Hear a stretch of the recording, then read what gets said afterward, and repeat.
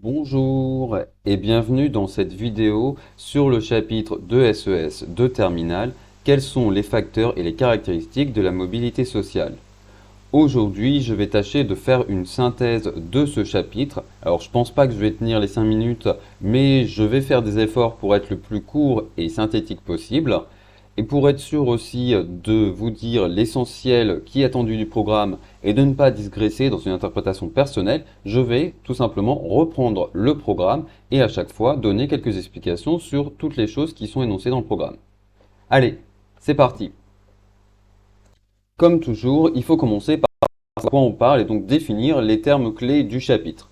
En l'occurrence, la notion clé ici, c'est celle de mobilité sociale et plus précisément mobilité sociale intergénérationnelle. Alors qu'est-ce que c'est? La mobilité sociale intergénérationnelle, c'est le fait de changer de position sociale par rapport à la position sociale de ses parents. Donc il y a un changement de position, mobilité, position sociale, donc mobilité sociale, et c'est entre vous et vos parents, donc c'est entre deux générations, d'où le fait que c'est intergénérationnel. Cette forme de mobilité se distingue donc d'autres formes de mobilité, comme la mobilité géographique, où là c'est un changement de position géographique, que ce soit un déménagement, une migration, ou éventuellement la question des mobilités du quotidien, par exemple les trajets pendulaires entre le domicile et votre emploi. Et autre chose, autre forme de mobilité, la mobilité dite professionnelle, qu'on appelle aussi mobilité sociale intragénérationnelle. Donc déjà, à retenir, mobilité professionnelle, c'est la même chose que mobilité sociale intragénérationnelle. Et donc, c'est le fait de changer d'emploi et surtout changer de position sociale au cours de sa carrière. Donc à l'échelle d'une seule génération, d'où le fait qu'on dise que c'est intragénérationnel. On pourrait aussi rajouter rapidement que la mobilité sociale, c'est le contraire de la reproduction sociale, puisque dans la reproduction sociale, il n'y a pas de changement de position sociale, vous occupez la même position sociale que vos parents. Et on pourrait aller plus loin en distinguant à l'intérieur de la mobilité sociale intergénérationnelle plusieurs formes de mobilité, verticale, horizontale, de statut. Mais ça, en fait, c'est pas le sujet ici. Là, on dit juste distinguer la mobilité sociale intergénérationnelle d'un côté, les autres formes de mobilité géographique professionnelle, donc on n'a pas besoin d'entrer dans le détail. Ensuite, on nous demande de comprendre un certain nombre de choses à partir des tables de mobilité qui sont le principal instrument de mesure de la mobilité sociale. Alors première chose, principe de construction, une table de mobilité, c'est un tableau à double entrée où on met en relation la catégorie socio-professionnelle, la position sociale de la génération donc des enfants et celle de leurs parents. Donc souvent on se concentre sur les hommes et on compare la catégorie des fils et des pères, mais ça peut être aussi celle des filles et des mères, etc. On peut ajouter pour aller un petit peu plus loin qu'il y a différentes formes de table de mobilité. Table de mobilité brute où les pourcentages sont calculés par rapport au total de la population étudiée, donc ici les hommes de 30 à 59 ans. Table de destinée où les pourcentages sont calculés par rapport à toutes les personnes qui ont la même origine sociale, donc tous les fils d'agriculteurs, tous les fils d'employés, etc.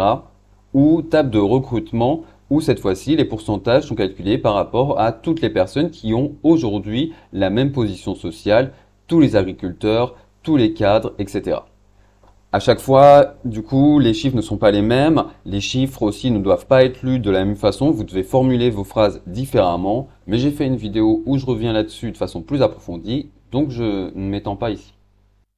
Ensuite, on nous demande de parler des intérêts et des limites des tables de mobilité et notamment en fait de l'utilisation des catégories socio-professionnelles pour mesurer la mobilité sociale. Alors, on va commencer par la limite. En gros, le fait d'utiliser les catégories socio-professionnelles, ça peut poser problème parce que si vous changez les catégories socio-professionnelles, vous allez changer la mesure de la mobilité sociale. Il y a des choses qui étaient comptées comme de la mobilité sociale qui ne vont plus l'être et inversement, des formes de mobilité qui vont apparaître.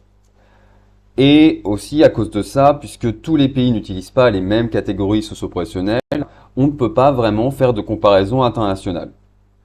On pourrait aussi ajouter le fait que ces catégories ont du mal à prendre en compte les personnes qui sont exclues durablement du marché du travail.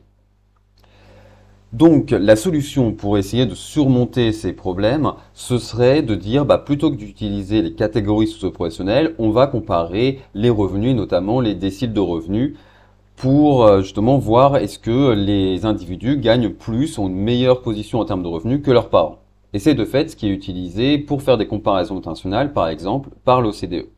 Cependant, vous perdez quelque chose quand vous utilisez le revenu par rapport aux catégories socio-professionnelles, c'est que le revenu, vous êtes sur une seule dimension. Donc vous ne mesurez déjà pas toute la complexité de la réalité sociale, tous les facteurs qui structurent la société, qui sont mieux pris en compte par la catégorie socio-professionnelle. Et là, on revoit le chapitre sur la structure sociale et différents facteurs de structuration. Et aussi le fait que du coup, vous pouvez avoir que de la mobilité ascendante, descendante ou éventuellement de la reproduction sociale, mais vous ne pouvez pas avoir justement des mouvements horizontaux, de la mobilité de statut, etc. Donc à nouveau, il y a des choses que vous ne voyez pas, des choses plus complexes dans la réalité de la société que vous ne voyez pas quand vous n'utilisez pas les catégories socio-professionnelles.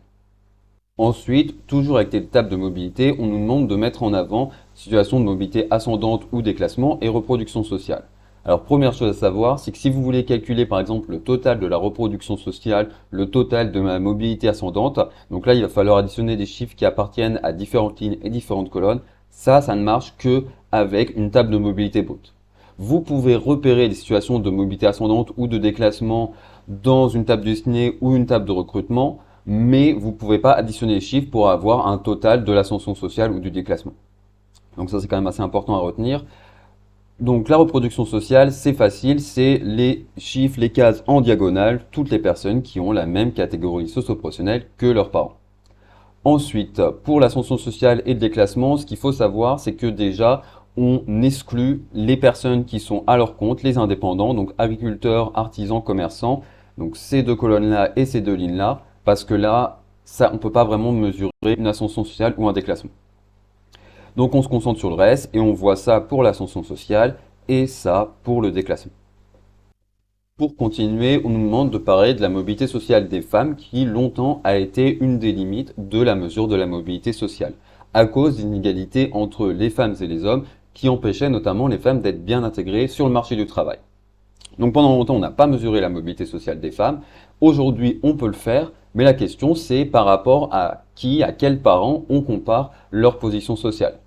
Si vous comparez la position sociale des femmes par rapport à celle de leur père, vous allez voir qu'elles doivent faire face à des obstacles sur le marché du travail que leurs pères n'ont pas dû affronter. Donc du coup, moins d'ascension sociale, plus de déclassement et aussi plus de mobilité de statut parce que les hommes sont plus souvent indépendants et les femmes sont plus souvent salariées. Par contre, si vous comparez la mobilité sociale des femmes à celle de leur mère, en vous disant cette fois-ci on compare des femmes entre elles, qui ont toutes les deux dû faire face à des obstacles sur le marché du travail, le problème c'est que vous ne prenez pas en compte la réduction des inégalités entre les femmes et les hommes sur le marché du travail.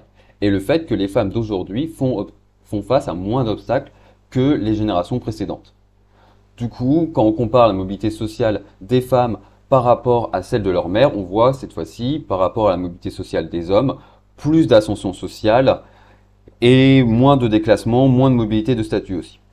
Toute la mobilité sociale qu'on peut observer dans les tables de mobilité, en gros le pourcentage total des personnes qui ont une position différente de celle de leurs parents, ça c'est ce qu'on appelle la mobilité observée.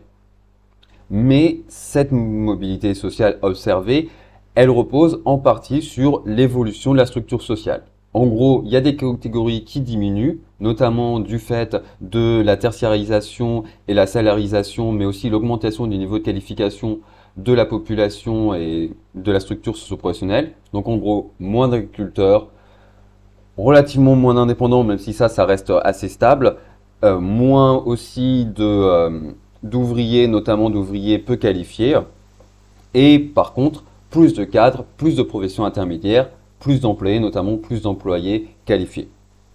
Donc forcément, du fait qu'il y a des catégories qui diminuent et d'autres catégories qui augmentent, vous allez observer de la mobilité sociale.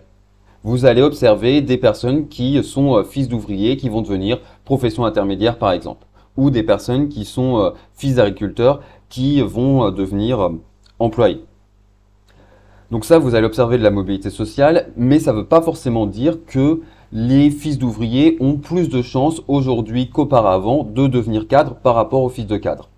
C'est ce que le point suivant du programme nous invite à souligner, le fait qu'une société plus mobile n'est pas forcément une société plus fluide. La fluidité sociale, en effet, ça mesure l'égalité des chances et donc à quel point est-ce que la position sociale d'un individu n'est pas influencée, ne dépend pas de la position sociale de ses parents. À quel point est-ce que les enfants d'ouvriers et les enfants de cadres ont les mêmes chances de devenir cadres ou ouvriers? Et à cause de la mobilité structurelle, vous pouvez observer de la mobilité sociale, même s'il reste des inégalités importantes. C'est pour ça qu'on distingue la mobilité sociale qui mesure simplement les mouvements les changements de position sociale entre les deux générations et la fluidité sociale qui mesure l'égalité des chances et qu'on utilise des outils différents puisque pour la mobilité sociale, on va regarder la mobilité observée, donc un pourcentage total à partir des tables de mobilité, alors que pour la fluidité sociale, on va plutôt calculer ce qu'on appelle des odds ratio ou en français des rapports de chance relatives pour voir à quel point est-ce qu'il y a des inégalités entre les enfants de cadre et les enfants d'ouvriers. Enfin, après avoir vu tout ça sur la mesure de la mobilité sociale, on s'intéresse au cœur du sujet, c'est-à-dire les différents éléments d'explication de la mobilité sociale. Donc première chose, évolution de la structure socio-professionnelle, ça on vient d'en parler, c'est bon. Ensuite, deuxième chose, les niveaux de formation. Donc là, c'est l'idée très simple que votre niveau de formation, votre niveau d'études et de qualification détermine votre position sociale. Plus vous avez fait des études longues, des études supérieures, plus vous avez de chances, même si ce n'est pas forcément gagné, que d'avoir accès à une position sociale élevée. Donc il y a des nuances à apporter sur la question de l'inflation des diplômes notamment, et donc du risque de déclassement scolaire. On peut aussi ajouter que en France, c'est quelque chose qui est particulièrement important, que la formation initiale joue un rôle plus important que la formation continue, contrairement à d'autres pays. Je développe pas parce qu'ici c'est qu'une synthèse. Ensuite, troisième point d'explication, les ressources familiales. Alors là, pour le coup, c'est plutôt un facteur qui va expliquer l'absence de mobilité sociale et la reproduction sociale. L'idée que les familles peuvent transmettre à leurs enfants différentes ressources qui vont les aider dans leur carrière et dans leur parcours social, notamment dans une éventuelle mobilité sociale, mais qu'en réalité, par définition, les familles favorisées ont plus de ressources et peuvent donc donner des avantages supplémentaires à leurs enfants par rapport aux familles défavorisées. Pour bien présenter ces ressources, on va reprendre les notions présentées par Pierre Bourdieu. Première chose, le capital culturel. Donc là, pour faire simple, c'est toutes les ressources, les connaissances, compétences culturelles. Ça va surtout aider par rapport aux études et à la question d'inégalité scolaire. Donc on y revient dans le chapitre sur l'école, mais pour faire simple, c'est l'idée que dans les familles favorisées, vous avez des personnes qui ont un meilleur niveau de qualification, qui ont plus de connaissances, une culture plus large, qui peuvent donc plus facilement aider leurs enfants à faire des études longues et notamment à faire des études sélectives valorisées dans la société. Autre type de ressources, le capital économique. Donc là c'est simple, c'est toutes les ressources économiques, les revenus et notamment le patrimoine. Ça peut aider sur le parcours social, sur la mobilité sociale de différentes façons. Il peut y avoir une entreprise familiale dont vous héritez ou qui peut vous fournir un poste. Il peut y avoir un patrimoine qui va vous aider à fonder votre propre entreprise ou simplement, en cas de coup dur, vous avez plus facilement des ressources familiales qui vous aident, qui vous permettent de rebondir que si vous venez d'un milieu défavorisé. Donc capital culturel, capital économique et enfin, troisième type de ressources, le capital social. Donc là, en gros, c'est toute la question des relations qu'on peut mobiliser pour atteindre un certain but. Donc dans le langage familier, c'est ce qu'on appelle les pistons. Et l'idée que dans les milieux favorisés, vous connaissez plus de personnes qui peuvent aussi plus facilement vous aider à trouver un emploi ou un stage pour vos enfants. Donc voilà, ressources familiales, capital culturel, capital économique, capital social. Enfin, il faut faire attention à la configuration familiale. Donc en gros, c'est la structure familiale. Est-ce que les parents sont divorcés? Est-ce que c'est une famille recomposée? Est-ce qu'au contraire c'est une famille monoparentale? Combien il y a d'enfants dans la famille? Est-ce que l'enfant, la personne étudiée est l'aîné ou au contraire le benjamin peut compter sur l'aide de frères et sœurs, peut compter sur l'aide d'autres membres de sa famille dont les ressources ne vont pas bien être prises en compte quand on regarde juste les parents, mais qui en réalité vont l'aider et vont avoir un rôle important dans sa trajectoire et dans une éventuelle mobilité sociale. Donc en gros, c'est voilà, essayer de complexifier le rôle de la famille et ne pas juste s'intéresser à la question des ressources qui sont transmises. En gros, les configurations familiales, c'est comment expliquer que des enfants issus de familles appartenant au même milieu social n'aient pas les mêmes trajectoires, alors qu'a priori il y a les mêmes ressources, Et donc justement, vous pouvez avoir des configurations familiales qui vont faciliter la transmission de certaines ressources et donc faciliter une mobilité ascendante, ou au contraire, des configurations familiales qui vont gêner la transmission des ressources familiales, qui vont plutôt être source de déclassement. Voilà, c'est tout pour cette vidéo. J'espère avoir été à la fois assez clair mais pas trop long en même temps, que ça va vous aider dans vos révisions.